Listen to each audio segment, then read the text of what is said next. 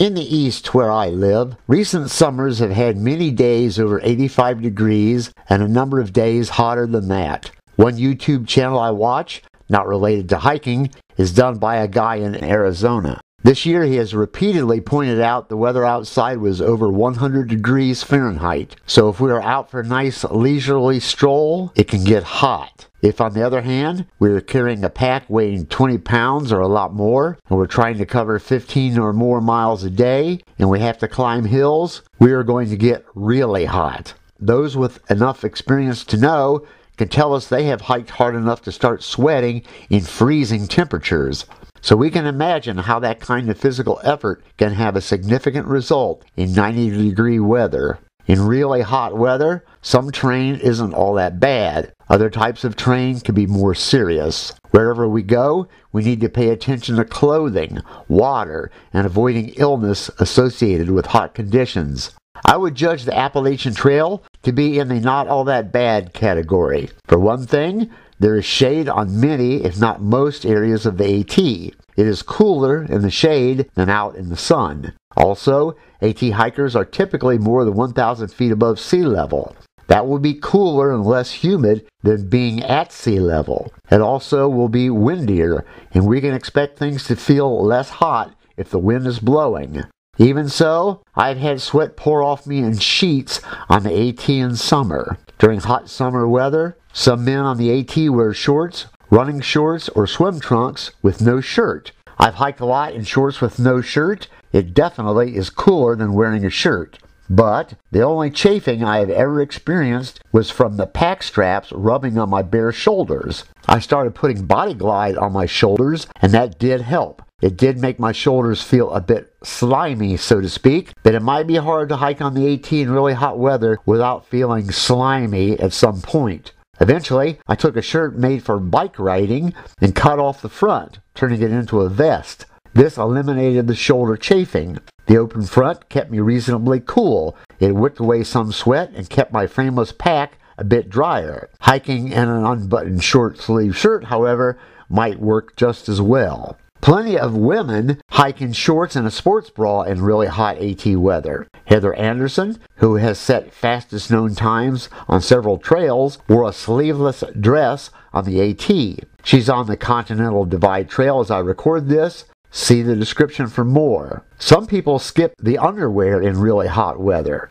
When I tried it, several ticks set up shop where my underwear otherwise would have been. One thing I have to have in hot weather is at least one bandana. I carry it tied to a pack strap so it's convenient and handy. I use it to wipe sweat off my face and to keep sweat out of my eyes.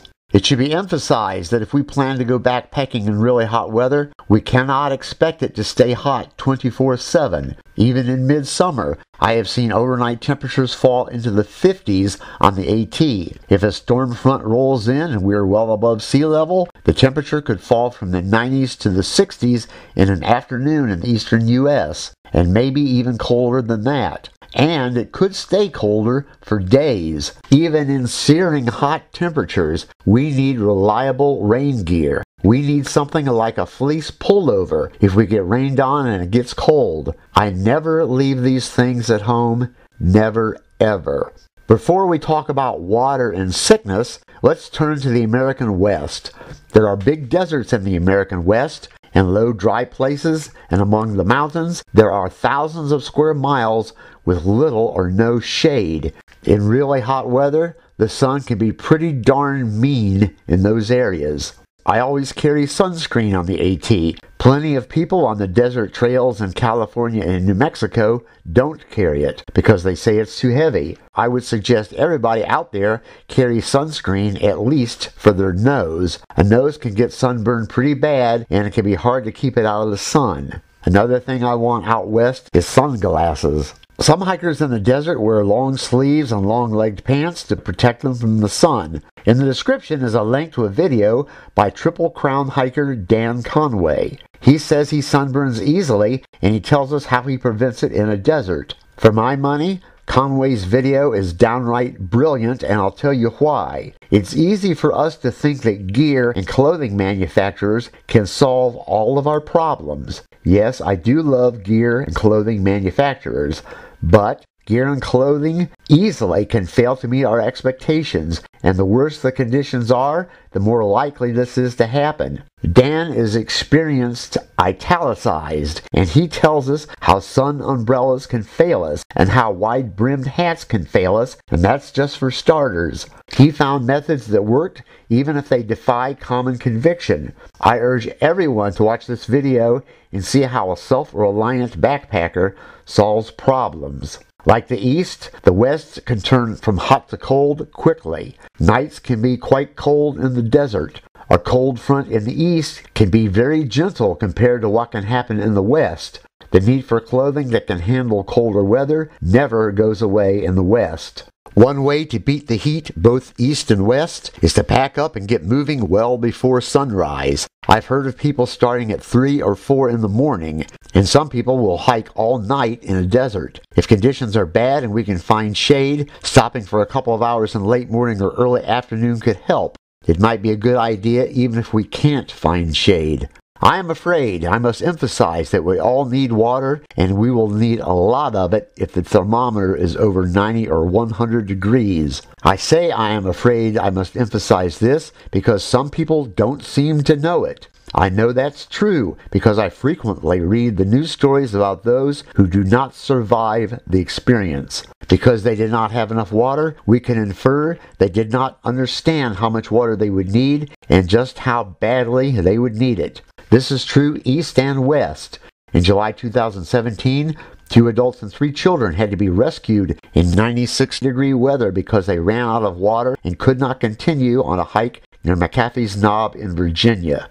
For a time, social media bombarded backpackers with the idea there's no need to worry about water. Hiker after hiker on the AT once proclaimed it was everywhere and they only carried 1 liter at a time. Photos along the Pacific Crest Trail showed gallons upon gallons of water left by trail angels.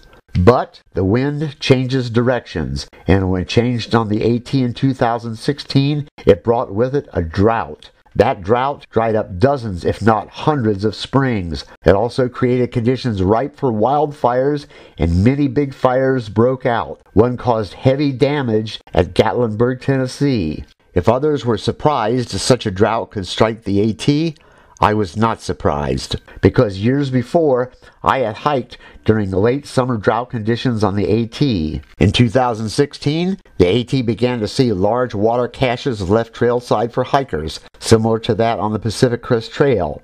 In a recent 2017 video, an AT northbound hiker used a video thumbnail that showed about 20-gallon jugs left at trailside. But the wind changes directions on the PCT also. The PCT Association put an article on its website that criticized the large water caches left along the trail. The link's in the description. The article says water caches make the PCT less safe, not more safe, because they can make hikers take water for granted instead of planning and being self-sufficient. The article says the Pacific Crest Trail is not supposed to be easy. Many backpackers will drink a liter or 2 when they arrive at a water source to take advantage of abundance while it exists. And that is a darn good idea. Modern water filters like the Sawyer Squeeze work fast enough to make that a practical option. I earlier told how I once used a trowel to dig a hole in an AT spring that only contained mud so water could collect in the bottom. I did this because a kid at the shelter had diabetes and ran out of water, and this was during a late summer drought. When I was almost out of water on the AT, I did not eat, except for nibbling on crackers. Fixing a meal requires water, and I was saving mine in case I got really desperate. Compared to running out of water in a drought, I consider skipping a meal only a slight inconvenience. If we find ourselves becoming weak and dizzy with a dry mouth, swollen tongue, and dark urine, we have the first symptoms of dehydration. Here are the symptoms of heat exhaustion and heat stroke. Note that heat stroke involves a high fever and is particularly dangerous. Without medical treatment, the odds are not good. If we feel like we are becoming overheated, one thing we can do is stop moving as soon as possible. Walking warms us up, resting cools us off. When we hear about electrolytes, it often refers to sodium and potassium. If we don't have enough when we ingest a large amount of water, hyponatremia might result. If we're eating even a modest amount of salty food, this usually can be prevented. Backpacking in stifling heat is an adventure, and not everything about it is potentially dangerous. For example, if we have anything like a normal tent, we won't need an alarm clock when the sun hits it at the beginning of a 90-degree day. But I've said enough. I don't want to spoil your fun. And now we're done. Thanks to my subscribers and my great viewers who watch every video. If you have not subscribed, please consider it. And like I always say, thanks for watching.